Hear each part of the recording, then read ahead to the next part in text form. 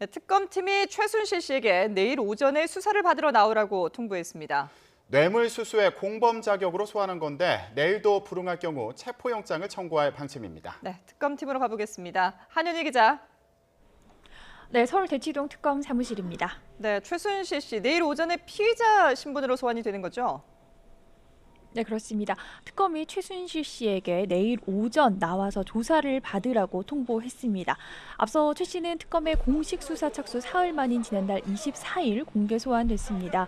이후 지난달 27일과 지난 4일 그리고 지난 9일 세 차례에 걸쳐서 특검이 조사를 시도했지만 건강상의 이유와 정신적 충격 또 재판을 핑계로 출석하지 않았는데요. 특검은 이번에도 최 씨가 출석하지 않을 경우에는 체포영장을 청구할 계획이라고 설명했습니다. 특검은 이 주중에는 법원에서 최 씨에 대한 재판이 진행되고 있는 점을 고려해서 토요일인 내일 오전 소환을 통보했다고 설명했습니다. 그러면서 최 씨가 피의자 신분이라고 못 박았습니다. 기존에 최 씨에게 적용된 강요 혐의 등 외에 다른 혐의로 소환한 점을 강조한 건데요. 특검은 최 씨를 뇌물수수 혐의의 공범으로 조사할 계획이라고 밝혔습니다. 일단은 삼성 이재용 부회장이 건넨 뇌물을 받은 것과 관련한 조사가 이루어질 전망인데요.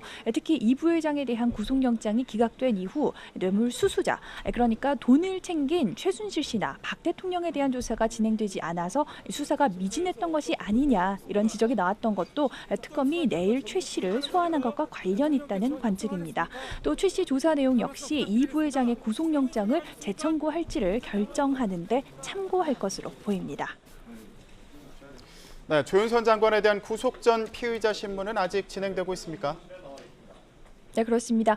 먼저 시작됐던 김기춘 전 실장에 대한 신문은 오후 1시 반쯤 끝났고 오후 1시 40분쯤부터 조윤선 장관에 대한 구속 전 피의자 신문이 진행되고 있습니다. 조 장관에 대한 신문 역시 3시간가량 진행될 것으로 전망됐던 만큼 잠시 뒤면 마무리될 것으로 보입니다.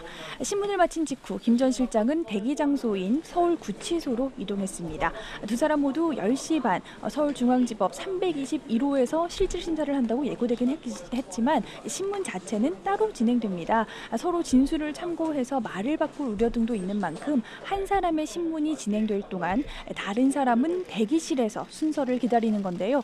법원 도착 순서대로 신문을 진행하는 것이 일반적이라서 이번에도 먼저 도착한 김 전 실장에 대한 신문이 우선 진행됐습니다. 두 사람 모두 법조인 출신인데다가 혐의를 강하게 부인하고 있는 만큼 치열한 공방을 벌인 것으로 전해졌습니다. 심사 결과 역시 자정을 넘겨서 나올 것으로 예상되고 있습니다. 네, 김기춘 전 실장과 조윤선 장관, 이 문학의 블랙리스트를 주도했다는 혐의인가요? 네, 그렇습니다. 이 정권의 비판적인 성향의 문학의 인사들의 정부 지원을 배제할 목적으로 만들어진 이른바 문학의 블랙리스트의 작성과 관리를 두 사람이 주도했다라는 것이 특검 판단입니다. 블랙리스트의 총지휘자라는 의혹을 받아온 김 전 실장은 리스트 작성이나 관리에 반대하거나 이것에 비협조적인 문체부 관계자의 사표를 받으라고 지시한 혐의도 받고 있습니다. 현재 문체부 장관인 조 장관은 이보다 앞서 청와대 정무수석으로 재직했는데요. 정무수석 시절 리스트 작성을 주도한 혐의를 받고 있습니다. 두 사람이 리스트 작성에 앞장섰다라고 보고 있는 만큼 이들이 국정조사 청문회에서 리스트의 존재를 모른다거나 관여한 적 없다는 취지의 증언을 한 건 역시 위증이라고 특검은 판단했습니다. 문학의 블랙리스트의 존재는 특검 수사로 그 실체가 드러나고 있습니다. 지금까지 대대적인 압수수색을 진행하고 김종덕 전 장관 등을 구속하면서 수사를 이어왔는데요. 특검이 의혹의 정점에 있는 두 사람의 신병을 확보해서 더 윗선을 밝혀낼 수 있을지 주목됩니다.